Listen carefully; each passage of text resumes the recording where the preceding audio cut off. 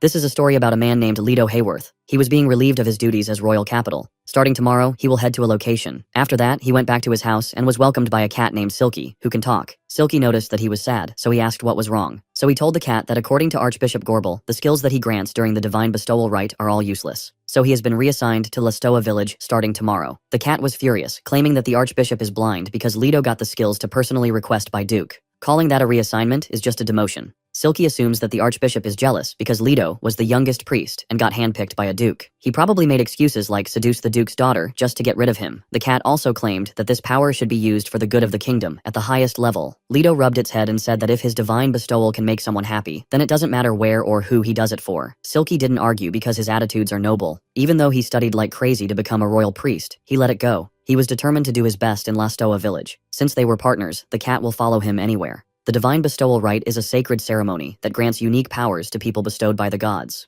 Priests like Leto perform that rite. While he was inside the carriage, he thought that many people are living in that royal capital, and he wanted to serve them as a royal priest. But there are people in every place who need divine bestowal. His deep thought was interrupted by the announcement that they were nearing the Lastoa village. He looks outside and observes that they are deep in the forest, so he immediately wakes up Silky to get ready to disembark. The cat woke up, but to their surprise, the cat fell hard because of their sudden stop. He went outside and noticed that the horses were suddenly terrified.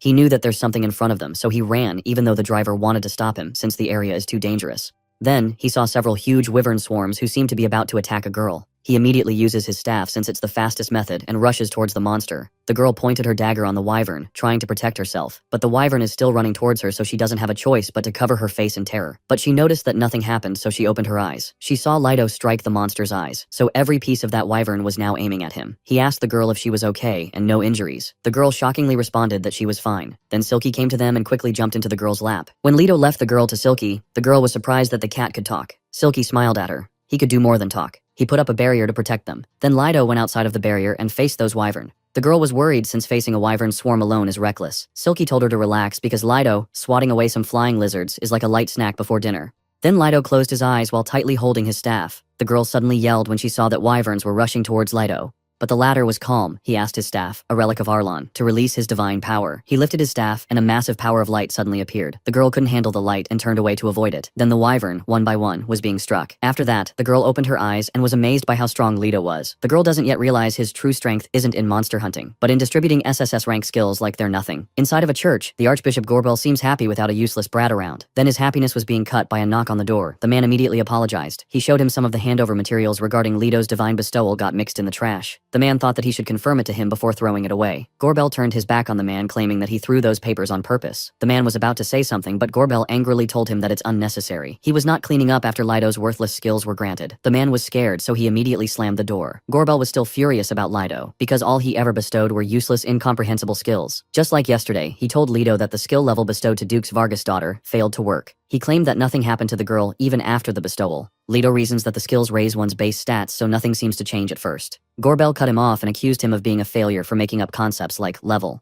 He turns around, but Leto insists on explaining that level upper is a rare skill that transforms hard work into strength, perfect for the Duke's daughter. Gorbel smiled and claimed that the girl was satisfied just because she was young. A well-looking boy like Leto flatters her and gets the wrong idea.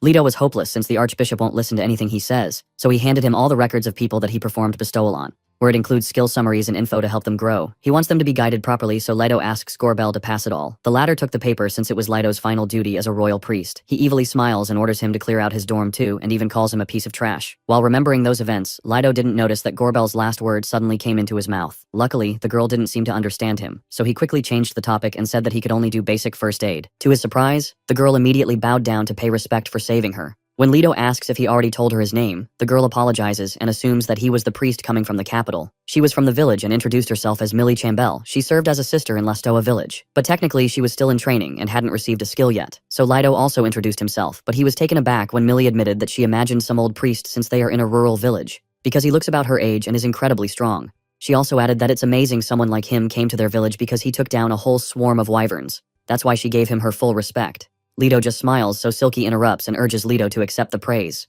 He was not used to compliments after all the abuses from his former boss. Silky notices that Millie seems curious about him, so he introduces himself as Leto's partner. Millie was confused because cats don't normally talk. She was curious if it's normal in the capital, but then, she smiled and shook their hands. On their way to the village, Leto asks Millie what she was doing in the area. She explained that she went to collect those herbs she was carrying in the basket. She was hugging that basket pretty tightly, so the two assumed that it's a high-grade stuff, based on its big leaves and strong scent.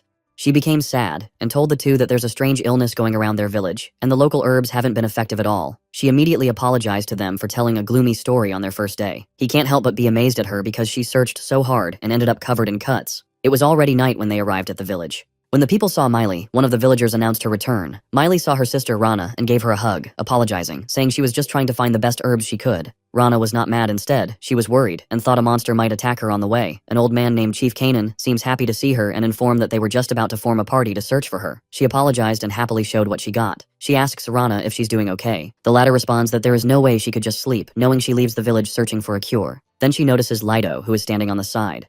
When Rana learned that he saved Millie, she immediately bowed and thanked him. Afterwards, people started to gather around Millie. Silky commented that he was glad that Lido was there to help Millie because of those many people who care about her. Lido was glad, but his eyes widened when he saw Rana suddenly collapse. Chief Kanan and Lido carry her and bring to the church, but Lido's eyes widened when he saw the place. The old man explained that the villagers infected with the illness were sheltering in the church. They already tried healing magic, but had no effect, the same with the medicine.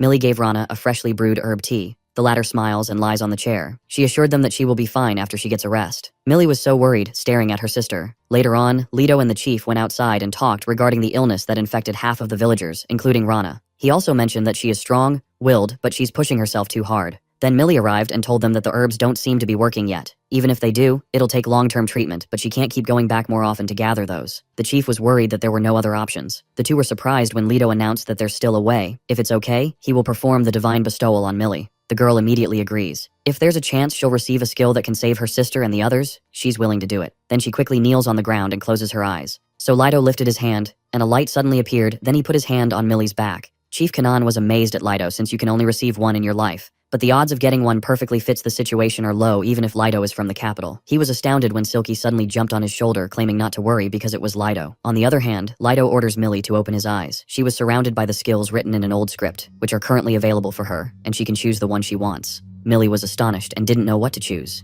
Millie saw that there are many skills such as physical enhancement, automatic sniper, and explosive magic. She never heard of being able to choose, and on top of that, she didn't know how many skills there are. The chief couldn't believe it because he never thought the day would come. He'd see skills written in red letters that are considered as advanced level skills. He heard a story about that in the land known as Holy Land. There used to be priests capable of granting red letter skills. He was bewildered when Silky asked him what if it's something beyond the red letters. However, with all those skills, Lido will be able to grant skills to save everyone. He highlighted the blessing of the king plant skills so that Millie could read it. It's Millie's first time to hear such skills, and the color was written in gold. It stated that receiving that skill can control and command any plant. It is also possible to maximize the properties of any plants that she touches. She turned to Lido because she already decided on the skill she chose. So Lido began to grant permission to bring down the power upon Millie. Then he handed her a leaf, the medicine herbs that she picked. He ordered her to touch it and concentrate on it. Millie follows him, but after a few seconds she senses something, so she opens her eyes. Her eyes widened because she was being carried by a huge leaf that she picked that became a huge tree. In general, it said that the larger the lead of a medicine herb, the higher its quality. She started to prepare for the medicine and gave it to her sister. As soon as she swallows, Rana is taken aback in astonishment because her body feels incredibly light, like it's not real. Millie was teary-eyed, hugging her sister because the leaf worked. She runs outside because she has to tell everyone in the village. Rana couldn't believe that everyone inside the church got better. It is all thanks to Millie's power, but the latter claimed that it is all thanks to Lido. So people started to praise him, but Lido was not used to such compliments. Then villagers started to offer him stews, freshly harvested vegetables, and a slaughtered chicken, but he refused all of it. Then the villagers decide to have a welcome party for him. Later on, the welcome party started. Silky commented that Lido looked tired, even though they're throwing them a splendid welcome party with delicious food and good sake. Lido was shy to admit that he was not used to people thanking him, because earlier, people lined up and gave him anything as a sign of their gratitude. Everyone is very honest and warm. He laughs at Silky, whose belly becomes bigger because of satiety.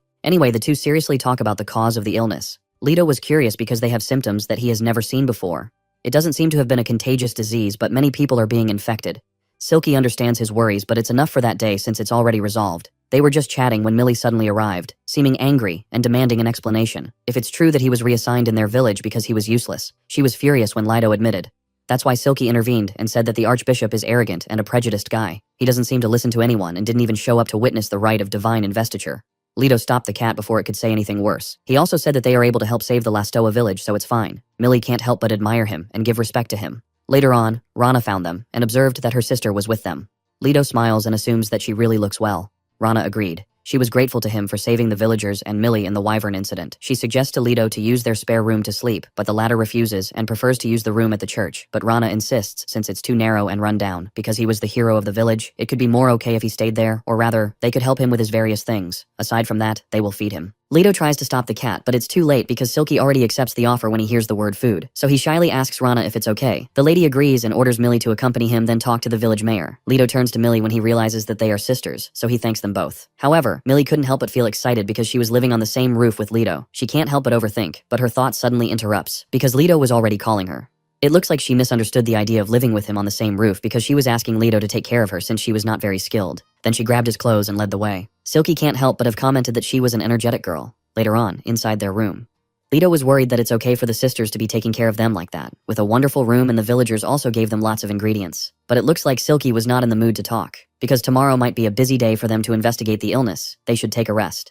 So the cat apologized and quickly fell asleep. Morning came, Millie knocked on their door trying to wake them up, but no one answered. So she opened the door and found Leto asking for 5 more minutes. Silky told her that Leto was always bad at waking up early. She stared at him and realized how adorable he was pretending to be a perfect priest. But Silky interrupted her asking for food, so she told the cat that she came to wake them up since the food was ready. But her eyes widened when the cat suggested she kiss Leto on the cheek.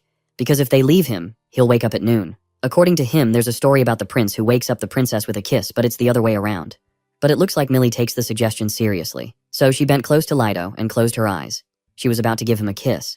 But when she was about an inch away, Leto suddenly woke up and immediately sat down asking what was happening. Millie quickly stepped back and explained that she just wanted to get some lint off on his face. Silky smiled evilly because they have decided how they'll wake him up from now on. After that, Millie agreed to tour them around the village.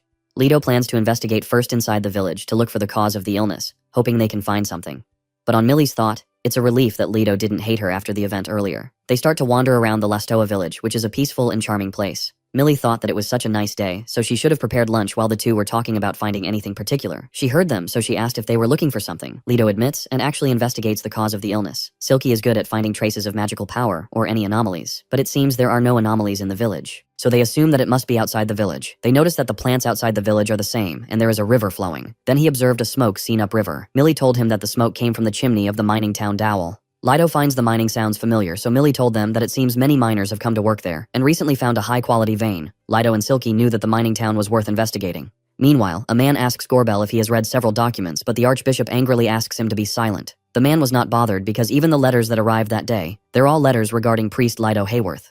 The Archbishop was confused why there are so many letters about him who is exiled. He was busy doing the report for the cardinal, so he asked the man to read the letter for him. So the man started to read a letter. It stated asking, why would the church vanish someone so capable to a remote region? The latter also asked who was the fool that made such a ridiculous decision. Gorbel angrily asked the man if he was trying to insult him, but the man calmly says that he was just reading letters from the people he bestowed skills upon. Then he asks the Archbishop on how they respond to those letters. Gorbel simply told the man to ignore the letters because protests from mere peasants means nothing to him. But among the peasants, there was a noble, the daughter of the Duke Vargas. Since the noble's donations support the church's operations, Gorbel decided to take charge of her personally. He will guide her skill because if he handles it personally, no one should have any complaints. Then the man notices that in the report to Cardinal Dard, the amount that was written is incorrect. Gorbel noticed that he took a peek at his work, so he yelled at him that the amount to the church was correct. The man shankingly agreed and apologized to him. Then Gorbel made it clear that the church's donations don't include his personal contributions. Meanwhile, Leto along with the villagers went to the mining city Dowell. While wandering around, Leto remembers where he heard the city. There's a frontier marquis who donated the capital church, and one of the lands he governs is the mining city of Dowell. One day he overheard that Gorbel was rejoicing about the recent increase in those donations. They went to the river and detected a poison, that's why they came. But now that they heard the capital's church and Gorbel's name, that feels like a personal matter. They confirmed that everyone who fell ill had been drinking from that river. Leto decided to gather evidence of that mine pollution and stop any further damage. He noticed that Millie does not feel better, so he asked. Millie pretended that she was all right, but she was not because of her sudden sneeze. Leto offers his cloak to her since it's chilly up in the mountains. Millie was blushing and asked what about him. Leto smiled and told that he's fine. Besides, Silky was there to keep him warm. Then he leaves the two to warm a bit and goes to ask around. Millie widened her eyes when she realized that she's wearing his clothes. She sniffed the smell of the clothes as if she was embracing Leto, but she suddenly stopped because Silky was staring at her with its suspicious looks. Then Leto came back and told that there was a tavern around the area where they could ask for some information, but he noticed that Millie was covering her face, red as a tomato. The cat was about to say something, but she quickly stopped him. After that, they went to the tavern. The place was lively, even though it's still daytime. He went to the bartender and asked about the mineral, if he heard about it being toxic and making things tough for the miners. 3 men heard them, so they approached them for trying to spread weird rumors and mess up business. Lido corrected them that he was not trying to spread rumors. He explained that he detected substances in the river flowing from the mine, and just there to investigate the cause. The man who seems the leader hoped to settle the matter peacefully, so he gave order to his companions to take them but be gentle with Millie. The ugly man grabbed Millie but froze upon realizing he was floating as well as his leader. People laugh at them. The third man seemed scared of him. But in the end, the 3 men were being thrown outside of the tavern. Lido sensed that they knew something, so he talked to them. The 3 men who were kneeling confessed that they've been digging up some kind of black crystal. It seems packed with strong magic and is toxic too. They were hired to keep anyone from leaking that information.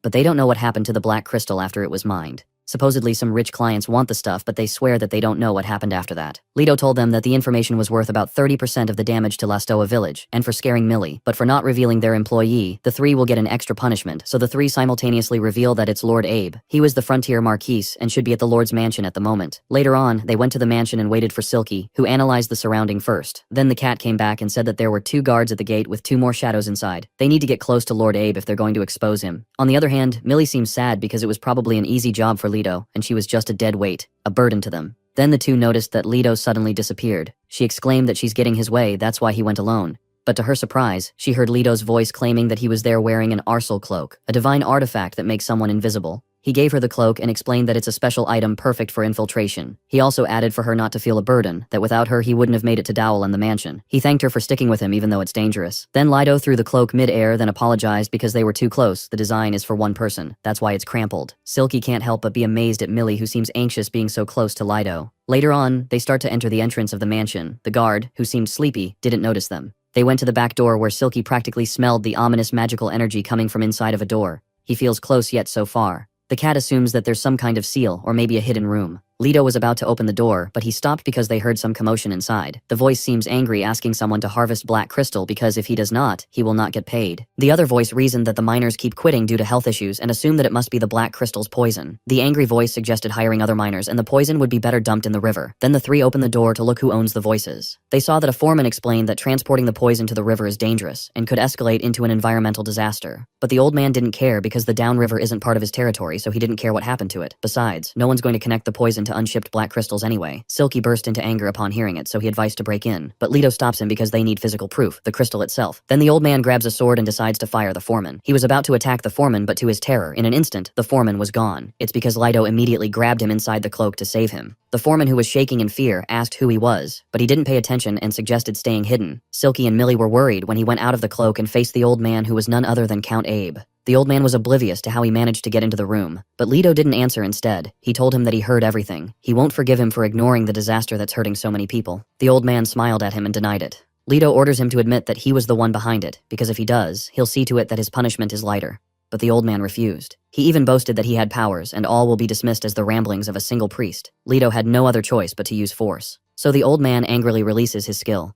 The fortress wall where even orcs can't break through. The old man assumes that Lido gave up already when he put down his staff, but he was wrong. He was taken aback when Lido summoned his artifact, the Hammer of Thunder. Because if he got a defensive skill, that should be no problem, right? Then he struck it to the old man. As a result, Abe was knocked out. Lido seems worried that he overdoes it because the old man fell in the basement. Then they noticed the black staff. Later on, news spread about a massive stash of black crystal was found in the basement, along with the records of illegal donation and testimonies from those involved, leading to an official investigation from the capital. Lord Abe was disgraced, and the environmental disaster in Dowell finally exposed to the world. But Lido still doesn't know who's behind it, and for what purpose, since black crystals were mined because it sold well. The fact that a young priest was responsible for exposing Baron Abe's crimes and solving the environmental crisis will surely spread throughout the entire city, and that news will definitely reach the archbishop who exiled Lido. Upon reading the newspaper, Gorbel was shaking in anger and only thought of his personal contribution. His eyes widened when he found out that it was because of Lido. The one he exiled is going to be the one who brings about his downfall.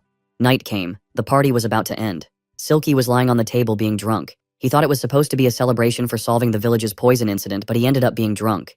His partner Lido went home.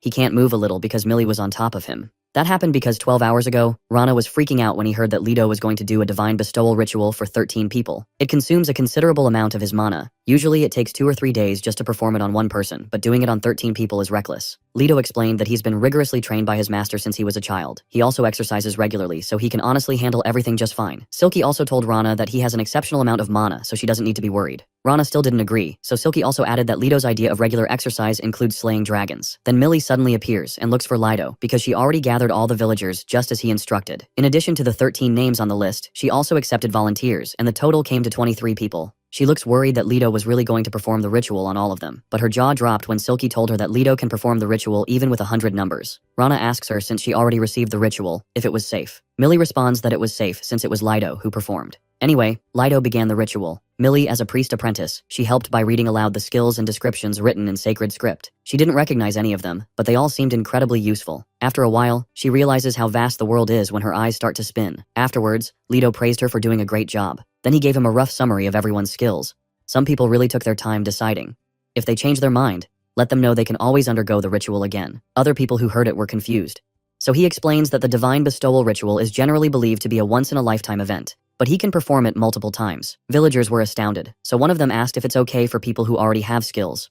Leto agreed, so he asked them who wanted to try first. People simultaneously raised their hands. Then he started the ritual again. Rana wants Silky to confirm if Leto was sent to their village as a demotion. When the cat agreed, she also asked if the archbishop who gave the order was an idiot. When Silky agreed again, Rana made a smile on her face because that explained why. It was already dark when the ritual ended. On their way home, Millie apologizes because if she hadn't run out of stamina, they could have performed the ritual for even more people. Leto didn't mind and felt sorry too because he didn't notice her. Doing the ritual for 20 more people means he has to explain over 2,000 skills. They were about to enter the village when Silky noticed that villagers seemed to be gathering again, so he asks the two on what they are celebrating for that day's banquet. In response, Millie says that they are celebrating Lido for solving the poisoning incident. At that rate, Silky assumes that there'll be another banquet once all the villagers are done with their rituals. According to Millie, they often hold banquets even without a reason. It's fun when everyone brings dishes to share. Then she left the two to help with serving. Leto commented that people in the royal capital were also kind and pleasant, but everyone in Lastoa villages feels closer, like one big happy family. A family really is something warm like them. Later on, as they find a table, Rana suddenly arrives and asks how he likes Lastoa. In response, Leto admits that everyone's warm, and the food is delicious that he never had days like it before. He might end up gaining weight. Rana was delighted by his answer and hoped he would stay in Lastoa forever. But knowing he'll surely be called back to the capital in no time because of his skills, she didn't want to say a word that might hold him back. Leto understands her, but even so, he loves the people and the village. Of course, he treasures the capital and his hometown too. But for him, Lastoa is special. He can't explain it well, but everyone is so kind. It feels like a family. He was surprised when Rana started to tell the story of her sister. Millie was an abandoned child and became her sister by chance. The villagers raised her together while everyone was doing their best with their own lives, so they could only take turns looking after her. She assumed that moving from home to home made her feel like a burden. One day she ran away. Luckily, they found her nearby, but she was discovered curled up inside a hollow tree. It hit Rana. Maybe what Millie really wanted was a home. So Rana asked her parents to make her his little sister. Since they were closed ages, she gradually opened up to her. Rana was so happy the first time Millie called her big sister, but soon after, her parents passed away too. That's when the entire village came together to support them like parents would. Leto realizes that it all started when Millie became her sister and the village became a family. The warmth that he felt came from Rana, but it looks like Leto misunderstood her and explained that it's not what she meant. Silky teased her that she had too much to drink, that's why her face is bright red. Rana wanted to say something, but Millie suddenly arrived claiming that her sister is not being fair. Leto was shocked when Millie suddenly embraced him, claiming he was her. Rana noticed that she was drunk, but Millie just laughed because all she drank was the tasty juice on her hand. Leto told her that it was alcohol, but Millie insisted that it was not. She continues to drink and continues to hug him. Rana, who's staring at her sister's behavior, realizes that Millie might like Leto, so he asks Leto to take her home and challenge Silky to drink with her. Millie was happy because it was just the two of them. But she was confused because she can see many Leto. Maybe it's because of the alcohol while Leto didn't know what to do, so she helps her walk until they reach her bed. She helped her to lie on the bed and look for sleepwear. Finally, he can hear her snore and assume she's asleep. He fixed her shoes and put on a blanket. He stared at her and remembered that time he was young, alone. Silky was being introduced to him by a priest. He can understand her pain of being abandoned by their parents. She assumed that Millie must have gone through so much. He sat beside her and parted her hair. In his thoughts, he was amazed at Millie for always smiling and doing her best for everyone. Then he decided to sleep, but he was taken aback when Millie suddenly woke up, held his hand, and asked for a hug. No matter how hard he pulls his hand, Millie won't let him go. She even put it on her cheeks and felt warm. Leto wanted to stop her, but it's too late. Millie pulled him hard. That's why he ended up above her. He apologized, but his eyes widened when he realized that they were inches away from each other. Then Millie suddenly hugs him and rolls on the bed. Now Millie was on top of him. He was begging her to let him go, but since Millie was drunk, all she thought was to be with him. Then she kisses him on the cheeks. He was bewildered when Millie bit his cheeks and assumed that it was a meat so tasty. Later on, Millie's head fell on his neck and started to call Leto again. She admits that the village was special. Everyone was so kind and accepted her. Then she smiles because recently something else has been special to her. Leto was curious, so he asked who it was. But Millie couldn't respond because she fell asleep for real. So after fixing her on the bed, he immediately left the room. He let out a sigh of relief. Then he saw Silky, who was also drunk, complaining that Rana was a monster because he actually lost. But then the cat smells Millie's scent on his arm. So he starts to tease Leto that he climbed the stairs of adulthood. He even urged him to spend the night with Millie and let Rana know too. Leto was sweating because he got it all wrong. He was trying to explain, but the cat didn't let him. Morning came. They were all sitting at the table for breakfast when Millie suddenly yelled, explaining about what happened last night, claims that it was all because of alcohol. Leto smiles at her, saying that it was fine but Silky, and Rana seems not convinced. Duke Vargas and his daughter Elena pay a visit to see Archbishop Gorbel. The latter was shaking when the Duke went straight to the point about Elena's upper level. Before the Duke could finish his sentence, Gorbel immediately bowed down to apologize about Leto, who granted such worthless skills for his daughter. In his thought, he has to leave a good impression at any cost, just to win over the nobles. But to his confusion, the Duke asks him why he apologizes where Elena's skills are brilliant. Both the skill itself and the divine bestowal ceremony were excellent. Gorbel wants to find a flaw on Leto, so he asks when Elena tested her skill. She was reportedly struggling with a slime. The Duke agrees since she started at level 1, so it's normal. But now Elena reaches level 70 and can take down a wyvern on her own. Gorbel couldn't believe it. Leto's report mentioned it, so it wasn't a fabricated lie just to avoid demotion. Anyway, the Duke told him that Elena was aiming to reach level 100, so he asked what they should do next. Gorbel couldn't find any words to say since he already threw the report, so he had no idea.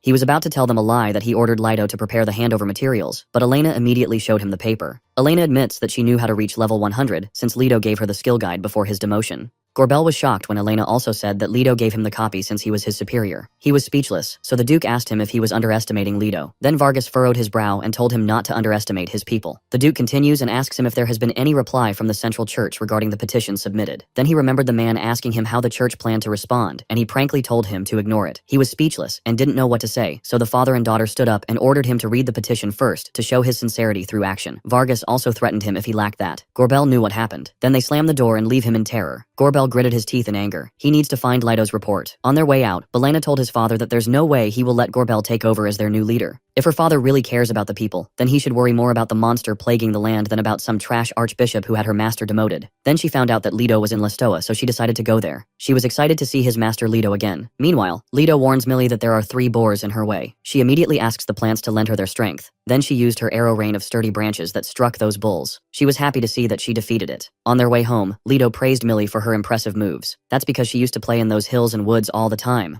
Upon hearing it, Silky commented that she's not just a quiet little sister after all. As expected of Millie, she knows plant traits inside and out, so her blessing of the Plant King skill really shined. Millie smiles because it is all thanks to Leto's guidance. Still, she can't believe they're hunting wild boars like that. Before, it used to take several people to bring down one. But it all changed after the bestowal. They have been able to hunt wyvern now, and they're especially tasty when grilled helm style. They're considered a luxury ingredient, so villagers were thrilled. Since it was the Lastoa village's specialty, Leto suggested that it might become a big hit if sold in the royal capital. Millie thinks of him as a genius, so if they told it to Chief Kanan, he would be pleased. Leto smiles because even if he's just an outsider, he was glad that he was of use. Millie stopped him and corrected that Leto was already one of them, a resident of Lastoa village. They were still on their journey when a man riding a horse stopped them and gave them a paper. A dissolution orders has been issued for Lastoa village. When they were already home, Rana took the paper and read it. They say it's to purify the rivers flowing from Dowell, so they plan to turn Lastoa village land into a reservoir. Silky commented that even though the river water doesn't show any signs of toxins anymore, and the mining of the black crystal has been also banned. Probably just some noble worried about the bad publicity for their territory, throwing a tantrum over the reputation risks. The cat also added that sometimes they pretend it's about purification to keep land value from dropping, so they want to sacrifice the Lastoa people. Rana also added that there's a notice that they will be relocated to nearby cities. Millie quickly disagrees because they can't leave anywhere else. Leto was worried, so he asked who issued the order. When he learned that the notice came from the royal family, he stood up and carried his staff. He waved goodbye and said that he was just going to see the king for a bit. Before he could go, Silky told him that he was not thinking when he found out that the notice came from the royal sub-agency. He might go directly to the king and ask for it to be revoked, but they'll probably slam the gate in his face. But still, Leto can't leave things like that. At the very least, if they could find a noble with ties to the royal family. But he can't finish his sentence when he hears a monster's roar. He quickly ran away. Millie was calling him, but he didn't stop. Instead, he orders her to strengthen the village defense. No matter how hard Millie told him to wait for her, Leto didn't listen. Millie didn't know if she could be of help, but she wanted to support him, so she followed him. Later on, Lido reached the area and found a pack of black wolves. Then Silky, along with Millie, arrive and find that a woman and the coachman are being attacked. Lido turns to Millie and asks if she can handle it. Millie delightedly agreed. Right away, she touches the ground to see what useful plants grow in that field. Then she quickly uses a thorn bind that captures those wolves. On the other hand, Elena noticed a reinforcement when she saw thorns wrap up on those wolves. Then Lido used his staff and released an artifact and struck it to the two wolves. But one got away and was about to attack Elena, but the latter was prepared, so she jumped high and cut the wolves into three. Lido widens his eyes when Elena rushes towards him. She jumped with a hug because finally, she found her master. Millie dropped her jaw by the sight. Then the two fell on the ground with Elena on top. They brought Elena into the village. Millie offers her some tea. She can't help but stare at Elena, who is really beautiful. She remembered how the two smiled when they saw each other, so she was curious about their relationship. Anyway, Lido asked her the reason she went to the village. Elena stops him from calling her such honorifics, but Lido reasons that he's just a priest. Then she turns to Millie and asks if she heard Lido. She burst into tears because ever since she received the skill, she adored Lido as her master. Just because she was a noble's daughter, she asked not to be so distant. Lido got it, so he repeated his question. Millie dropped her jaw when she saw that Elena was holding Lido's hand, claiming that she wanted to see her master. Lido was confused, so he made it clear if it's about the skill. He already reported the basics to Gorbel. Upon hearing the Archbishop's name, Elena burst into anger and stated that she went to scout the royal capital church and discover what happened. She can't help but curse the Archbishop, claiming he's garbage. Millie can't help but amaze at Elena for being so dignified. A true noble lady. Then, Elena clears her throat and explains the reason behind her sudden appearance.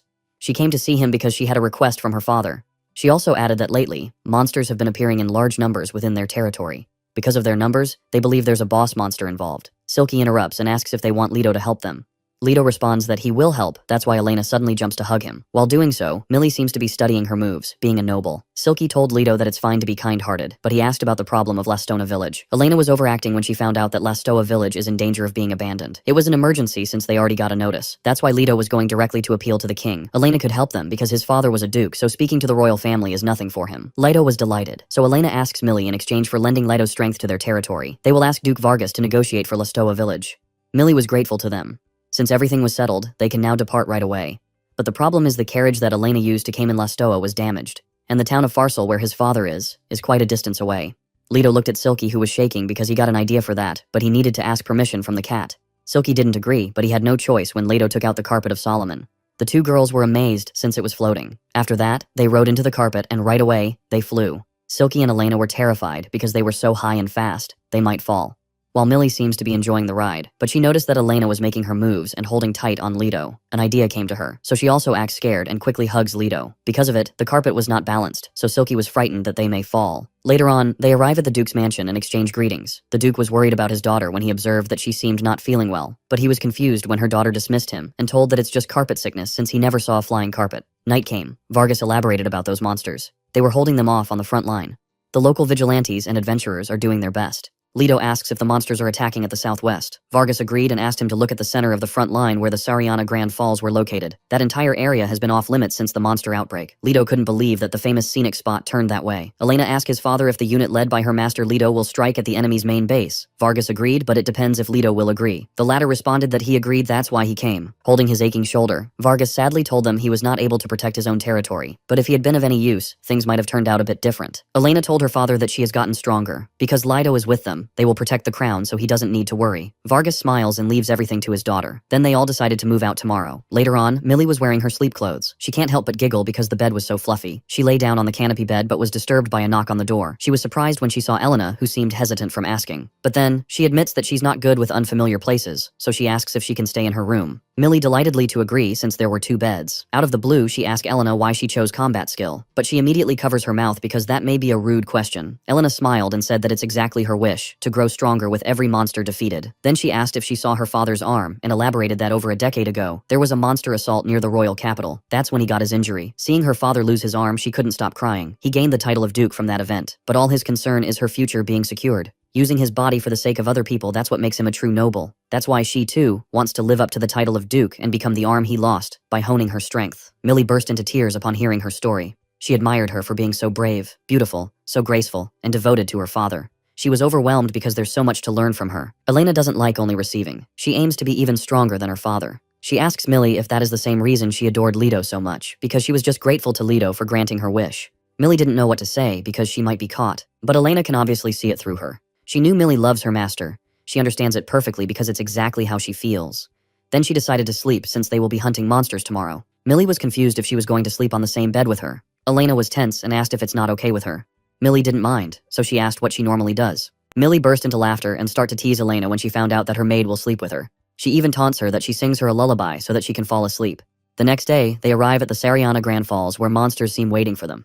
Leto was a bit bewildered at the two girls while fighting some monsters, so he asks Silky if something happens because the two are totally in sync. Silky didn't know either, but guessed that they hit it off as comrades chasing the same goal. Then Elena stated that she could see something, so Silky sniffed and realized that the monster was there. So he told everyone that their enemy was already there. Elena saw a silhouette. It's a king toad floating in the river. Elena seemed so gross of the frog. Then the three were astounded when Millie asked them if she could play with that one. But she realized that Elena, whom she adored, was grossed out by the frog. Elena smiled and said it was fine. Millie explained that she finds the frog cute, though it's way too big, and feels good when it presses her. Anyway, they assume that King Toad is so massive and disrupts the local monster ecosystem. Its huge eggs and tadpoles must be like delicacies for other monsters, and the individual involved is emitting a wicked aura, completely unlike the gentle nature it's supposed to have. It's like there's no other choice. So Elena decided to level up and use her piercing sword technique and pierced it on the King Toad. But it's not working. The toad looked at her and was about to strike her with its hand. Luckily, Elena saw it, so she swiftly stepped back. Millie rushed towards her to ask if she was all right. Elena couldn't believe that her sword wasn't effective. She wondered if it could be the same as in the old manuscript. It was written about an event centuries ago. There was a massive outbreak of monster all across the kingdom Valence, where the kingdom nearly fell. During that time, an enormous, ferocious, frog-like monster was said to have multiplied rapidly, and they called it Gigantoad. Lido hears it, so he takes action. The two girls were not worried because they had him. Then he releases his artifact where a massive light strikes the King Toad. The two girls were amazed, as expected from him. But Lido notices something, so he orders them to stay back because he missed it. Millie and Elena were trying their best to find the toad, but to their shock, Silky yelled at them because the toad was already approaching them from above. The two weren't able to move but to close their eyes. But they didn't feel any pain, so they opened their eyes and found that Lido saved them. He made it on time to use the magic carpet. It's not over yet because the King Toad uses its tongue to attack them. Lido realized that it's too risky to get close. If his close-range attack missed, then what else can they even do from above? Blades don't work, ranged attack either, so that leaves them with one option. Then an idea came to his mind, so he excitedly asked Millie if she can still control plants from their range. The latter agreed as long as they're within her line of sight, she can manage. So he orders them that once he jumps, Millie should restrain it. Then he orders Silky to throw up a barrier. Millie was shocked when Lido was really jumping. He put Silky under his clothes then. He jumped out of the carpet. Millie used some branch and tied it to the King Toad so that it wasn't able to move. Silky can't help but to shout out loud because of their rapid fall. Lido used his artifact, the Thunder Hammer, and struck it at King Toad. A massive thunder hit it. As a result, the King Toad seems couldn't move. Then they fell in the water but didn't sink because of the barrier Silky used. The two girls widened their eyes because they defeated the King Toad, but Silky had teary eyes since she was not used to riding the carpet and asking for some serious payback for it. So Lido promises that he will get him the best snack money can buy. The two girls didn't pay attention to him, so Silky asked them if he didn't get anything from them as payment.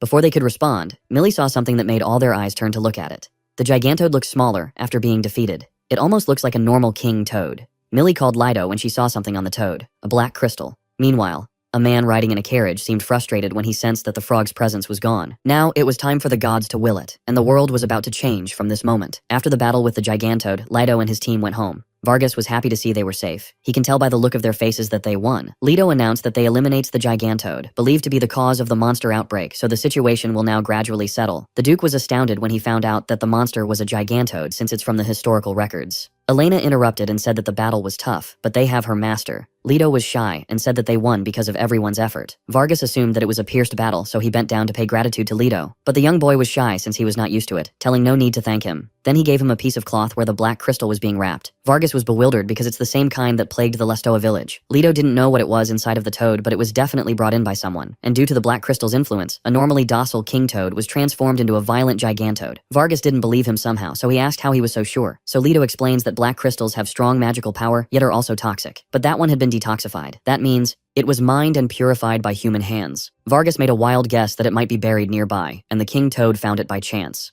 Lido asks the Duke if there has been any strange illness spreading in the area. When the Duke responded that there was none, Lido told him that it was almost certainly mined in Dowell and someone bought it. Vargas inquired if the monster outbreaks were caused by whoever acquired the crystal. Lido agrees and must identify the buyer first, so Vargas decided to contact the appropriate authorities. Then he notices Millie from Lestoa village, who has a tough time with the black crystal. Elena asks her father to hear their story because the nightmare in their village isn't over. Vargas agreed and needed to discuss something with Lido. But before he does it, he orders them to wash the battle dust off their clothes. Later on, Elena and Millie take a bath. It feels like being reborn again. While doing so, Millie told Elena how amazing she was. Elena was confused since she just charged on recklessly and got slimed. Millie poured a bucket of water into her body to wipe the soap. Then she told Elena that her attack inspired the plan that Lido came up with. To her shock, Elena suddenly jumped to hug her. On the other hand, Lido was calmly soaking in the bathtub while Silky was in the bucket. The two are still chatting about Lido, who seems to be reading 1 or 2 steps ahead. But Millie still couldn't believe that someone that great was demoted, because if he remained in the capital, he would have been a shining light. So Elena told her not to worry, because her father said earlier that he had something to talk about. She was sure that it's to help him be restrained as a royal cleric. From their visit to the royal capital church, getting that approved won't be difficult. Upon hearing it, Millie became sad since she might not be seeing Lido. Elena noticed it, so she apologized for being insensitive to her feelings. Millie didn't mind, and told that it's not at all, because becoming a royal cleric is the dream of many. Lido truly belongs in the capital. Elena was speechless because all she thinks of is Lido's welfare. She was bothered when Millie told her that not long ago, Lido and her planted vegetable seedlings together. He said that he was excited to harvest and eat them, so Millie was looking forward to it. Later on, Vargas asks Lido if he was trying to overturn the royal decree to abandon the village. He agreed because even if it's a small village, La Stoa is a precious home to its people. Millie was surprised when she heard it and arrived along with Elena. She bowed down and was happy when Vargas told that he had connections in the royal family, so leave the problem to him. Silky was delighted because they did it. Anyway, Vargas speaks with Lido if he has any desire to return as a royal cleric. Lido couldn't respond while Millie seemed worried. Vargas continues that many are wishing for his return to the Grandorel, including him. If his house formally petitions the capital church, he could be reinstated without involving the royal court. Lido was confused to become a royal cleric again, so Vargas continues to say that Gorbel only pursues his personal gain. In time, he'll lose the trust of the people and nobles alike. That's why he strongly recommended him, because he saved the La Stoa village and the town of Fars, as well as he saved many lives. Millie was shaking. She was worried that Lido would agree to the offer and there might be no chance to see him. Vargas also stated he believes he can become a truly great archbishop of the next era, so he asked if he agrees. Finally, Lido spoke that he appreciates his offer, but he declined. Millie was taken aback, but waited for Lido's response. So Lido continues that La Stoa village holds a special meaning to him. The truth is, his origins are unknown, and was raised in a small village church. He admired his foster father and aspired to help those in need, so he became a cleric. But he lacked strength and was demoted. Upon hearing it, Millie can't help but remember her own situation, being alone and feeling she might be a burden to everyone. Lido continued. He started to believe that maybe he was someone the world didn't need, but the people of La Stoa village accepted him warmly and felt saved. That's when he realized what he truly wanted was a place to belong. Millie can't help but think that they have the same childhood. Lido also added that there's someone who's working so hard to protect that special place. Although her name wasn't mentioned, Millie was teary-eyed when Lido also said that seeing her made him want to follow her example and give back to anyone in La Stoa village, so he doesn't want to leave. At the end, Millie leaned on him. Lido was confused to see her crying, so Elena embraced her and responded that it was complicated to talk about. Duke Vargas stood up and accepted his reason. Lido apologized for all of the thought he put into it. Vargas was so kind to understand him because he too was willing to stand and fight to overturn the village's abandonment. Elena agrees, they will stand together as one. She was willing to accompany them to La Stoa as well. Duke Vargas was startled when Elena also added that her father's words are like an oath. In the name of House Seagrot, they should protect the La Stoa village. To fulfill that promise, she will personally be dispatched to La Stoa village. Then, she bows to pay respect to her master Lido and stated that through experience, she realized her lack of strength. She asks for his guidance so she can become stronger. Lido agrees because he is counting on her as well. Millie was happy and rushed towards Elena, but Silky seems not because it looks like the noisy day's returning. Meanwhile, the carriage the man was riding stopped near the church. He walks with a briefcase in his hand. Then he saw a familiar person and asked to hold the black crystal for him. The lady agrees and calls the man Lord Dried. Then they continue to walk. A fat man who seems to have come from the trash because of those flies following him apologizes since the document is not to be found. Most likely it was burned at the final disposal site. Archbishop Gorbel was furious, calling him a fool for sending Lido's report to the disposal site. The fat man reasoned that it was the instructions that came from Gorbel himself. Because of this, Gorbel was enraged since he only said is to discard it but never said to send it to some trash heap. So he ordered the fat man to search for it again. He gritted his teeth. For Duke Vargas to approve Lido's successor, the report needed to be found immediately. He was worried because of someone's arrival. After a while, Archbishop Gorbel greeted Cardinal Dried, the man in the carriage. He asked if the trip was exhausting but didn't receive any response and was ignored, so he cleared his throat to catch his attention. It seems effective because Cardinal Dried turned to him and apologized for losing his thoughts. But Gorbel didn't believe him. He was curious if Dried already discovered his suspicion towards Duke Vargas. He was sweating when the Cardinal told him that he made time during his busy campaign to visit him in person because he did something serious. He was confused if it's more of a personal issue or something that affected the church itself, so he immediately knelt and bowed to apologize. He deeply regrets the private donation from Count Abe. Even if it's an illicit donation, it would be a personal matter. His eyes widen when the Cardinal asks him about the related current issue, because for the Cardinal, what matters to the church is earning the trust of the people. It's about being a source of solace for someone who saves others. Gorbel asks Dryde if he was talking about the letter of protest, but then, Gorbel seems to be being tied and punished. He can't help but cry out loud when Dryde steps on his head on the floor and puts a hot thing on his back. But that isn't the punishment for ignoring the letters of protest, because Gorbel needs to think why so many people send letters of protest. In response, he told the cardinal about the root cause. Dryde smiled since it was Leto, of course. Ever since his demotion, protests to the Royal Capital Church haven't stopped. The cardinal ordered him to listen closely, because the brand that he was holding will bind into him until he atoned for his sins. If he does that, the seal will be lifted, so he needs to bring Leto back. He also commanded Gorbel to reinstate him as a royal priest. After that, he thanked Yuria for her work because they were able to act quickly. Yuria kneels down and asks if Leto really returns. She looks at Gorbel, calling him a hideous, pitiful, and foolish pig for lowering his head so easily. The cardinal assumes that Yuria must really hate the archbishop. He also added that if Leto comes back, it will be their gain, so they have to wait and see. Dryde laughed when Yuria commented that he's quite a devil when he told Gorbel about the lifted of the seal. Because if Gorbel believes that he can be freed, he needs to work for it. Meanwhile, Elena seems to be having a hard time cooking. So Rana commented that if she let the fire that big, the potatoes would burn. Elena seems didn't know what to do and asks for help. On the other hand, your favorite lazy cat just yawns and continues sleeping. Leto greeted Millie and was grateful for doing his laundry again. Millie greeted back but was shocked when Leto asked for his undies because the one that he showed her was not his. She realizes that it's hers, so Millie rushed to Leto and snatched her undies. Then she gave him his. A few days have passed since they returned to Lastoa village after defeating the Gigantoid. Elena was now staying at Chambel household. Their home was grown even livelier. Thanks to the efforts, the plan to abolish Lastoa village was successfully withdrawn. Just when it seemed the peaceful days would continue, Duke Vargas suddenly arrived. Elena asked him if he was going to take her home. It would be nice for the Duke, but the reason he was there was a problem. Leto drops his jaw when he finds out that Count Abe is dead. According to Duke Vargas, during questioning about the Black Crystal loan yesterday, just as he was about to say something about the Royal Church, he suddenly collapsed and died on the spot. When the interrogators examined his body, they found a strange mark burned onto his back. It was said to be faintly glowing. Millie and Elena assumed that he might be killed to silence him, and the buyer of the Black Crystal is someone connected to the Royal Capital Church. Someone powerful enough to place a restriction that causes death. They don't have any idea who it was and decide to talk more once King Lakshana arrives. At first it didn't sink in Elena, but later on she suddenly yelled and confirmed it to her father. Duke Vargas laughed and said that he heard the king wants to talk to Leto in person. Leto was astounded because why would a king want to see a Loki like him? While Millie and Kanan were worried about what to prepare to welcome the king, claiming that the visit may be the biggest crisis Lastoa village has ever faced, Silky noticed that Rana was surprisingly calm. Rana agreed since it's Leto. It's not that surprising that a higher-up will pay a visit. A few hours later, they were all gathered to welcome the king. As several carriages passed by, Millie was wondering what kind of person the king was. Then, an especially elegant carriage stops and someone's stepping out from it. When King Lakshana set foot on the ground, they all kneel down. Kanan nervously greeted the king for making an effort to travel all the way to that remote village of Lastoa. No one dared to move. The king suddenly stops walking, making the chief frightened, wondering if something did displease him. They were all astounded when they saw that the king fell to the ground. The king lifted his head and said he has carriage sickness, then continued to fall on the ground. Chapters end at 10. Thank you for watching, guys. I hope you love this manga. Have a good day.